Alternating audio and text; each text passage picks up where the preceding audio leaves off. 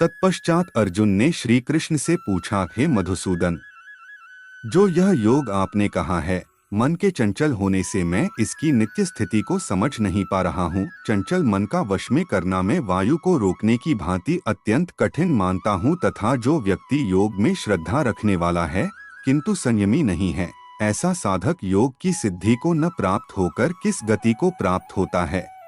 हे अर्जुन, जो पुरुष फल की इच्छा न करके सुकर्म करता है वह सन्यासी तथा योगी है।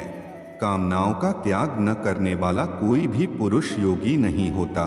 जिस मनुष्य का न तो इंद्रियों के भोगों में और न कर्मों में ही अनुराग होता है, उसी त्यागी पुरुष को निष्काम कहा जाता है। मानव का उद्धार अपने आप से ही संभव है, क्योंकि यह मनुष्य खुद ही अपना मित्र है और आप ही अपना शत्रु है। सर्दी गर्मी सुख दुख तथा मान अपमान में जिसका मन पूर्णतः शांत है, ऐसे स्वाधीन पुरुष के मन में परमात्मा स्थित है। मिट्टी पत्थर स्वर्ण मित्र शत्रु खुशी उदासी घृणा बंधुगण धर्मात्मा और पापियों में भी समान भाव रखने वाला योगी अत्यंत श्रेष्ठ है। जिस प्रकार वायु रहित स्थान में दीपक नहीं जलाया जा सकता, वैसे ही परमात्मा में ध्यान लगाए बिना एक योगी का उद्धार असंभव है। पाप रहित शांत चित्त संपूर्ण कामनाओं को त्याग कर इंद्रियों को वश में करके मन को परमात्मा में स्थित करके चिंतन करने वाला योगी उत्तम आनंद को प्राप्त करता है।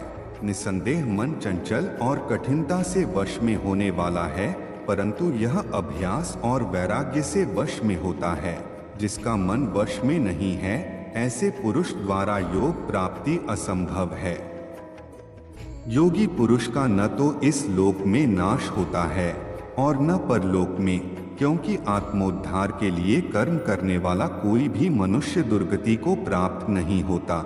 योगी पुरुष स्वर्ग आदि उत्तम लोकों को प्राप्त होकर उनमें निवास करके फिर शुद्ध आचरण वाले ज्ञानवान योगियों के ही कुल में जन्म लेता है। योगी तपस्वियों और शास्त्र ज्ञानियों से भी श्रेष्ठ माना गया है। इसलिए हे अर्जुन, तू परम श्रेष्ठ योगी हो और इच्छा रहित होकर अपने कर्म का पालन कर।